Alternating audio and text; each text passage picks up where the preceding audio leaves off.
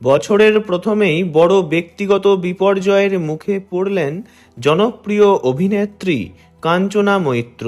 বৃহস্পতিবার ভোর রাতে হঠাৎ করেই তাঁর মা মারা যান। আচমকা স্ট্রোকের কারণে এই মর্মান্তিক ঘটনা ঘটে। বাড়িতেই প্রয়াত হন তাঁর মা। পরিবারের তরফে দ্রুত চিকিৎসার ব্যবস্থা করা হলেও পরিস্থিতি সামাল দেওয়া যায়নি। এই আকস্মিক ঘটনায় গভীর শোকে আচ্ছন্ন অভিনেত্রী। কাছের মানুষকে এমনভাবে হারানো যে কতটা কষ্টের তা তাঁর কথাতেই স্পষ্ট। নতুন বছরের শুরুতেই এমন দুঃসংবাদ কাঞ্চনার ব্যক্তিগত জীবনকে বড় ধাক্কা দিয়েছে। যার সঙ্গে প্রতিদিনের জীবন জড়িয়েছিল, সেই মায়ের চলে যাওয়া মানতে পারছেন না তিনি। এখনও যেন বিশ্বাস করতে কষ্ট হচ্ছে।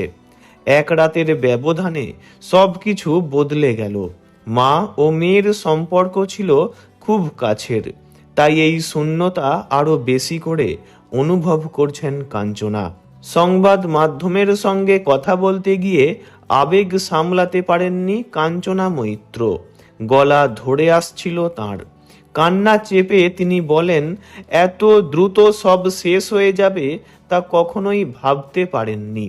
ঘটনার আগের রাতেই মা ও মেয়ে দীর্ঘক্ষণ গল্প করেছিলেন। রাত 1টা পর্যন্ত দুজনের মধ্যে নানা কথা হয়। সাধারণ পারিবারিক আড্ডা, হাসি, স্মৃতি সবই ছিল সেই মুহূর্তে। কাঞ্চনার কথায় তখন একটুও মনে হয়নি এমন কিছু ঘটতে পারে। তাই ভোর রাতে হঠাৎ এই ঘটনা তাকে মানসিকভাবে স্তব্ধ করে দেয়। বুঝে ওঠার আগেই সব শেষ হয়ে যায়। মাকে হারানোর কোনো প্রস্তুতি ছিল না তাঁর। এই অপ্রস্তুত বিদায়ই সবচেয়ে বেশি কষ্ট দিচ্ছে তাকে। জানা গিয়েছে, মৃত্যুকালে কাঞ্চনার মায়ের বয়স হয়েছিল 72 বছর। কাঞ্চনা একমাত্র সন্তান হওয়ায় এখন পরিবারের সমস্ত দায়িত্ব তাঁর উপরেই। 2014 সালে বাবাকেও হারিয়েছিলেন তিনি, তাই মাকে হারিয়ে কার্যত একা হয়ে পড়েছেন কাঞ্চনা। কাঞ্চনা জানান, ভোর 3:30 নাগাদ মায়ের শারীরিক অবস্থার অবনতি হলে দ্রুত তাকে হাসপাতালে নিয়ে যাওয়া হয়। গাড়িতে ওঠানোর সময়ই বুঝতে পারছিলেন শরীরটা অস্বাভাবিকভাবে ভারী হয়ে যাচ্ছে। বুকের ভিতরটা কেমন যেন করছিল। যত দ্রুত সম্ভব হাসপাতালে পৌঁছানোর চেষ্টা করা হয়, কিন্তু সেখানে পৌঁছেই চিকিৎসকরা জানিয়ে দেন আর কিছু করার নেই। আসলে বাড়িতেই সব শেষ হয়ে গিয়েছিল।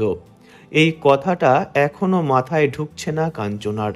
সবকিছু এত তাড়াতাড়ি ঘটে গেল যে বুঝে ওঠার সুযোগই পেলেন না তিনি। সেই মুহূর্তগুলোর কথা মনে পড়লেই কান্নায় ভেঙে পড়ছেন কাঞ্চনা। ভিডিওটি এইটুকুই। বিনোদন জগতের সব রকম খবরাখবর জানতে চ্যানেলটি অবশ্যই সাবস্ক্রাইব করবেন। ধন্যবাদ।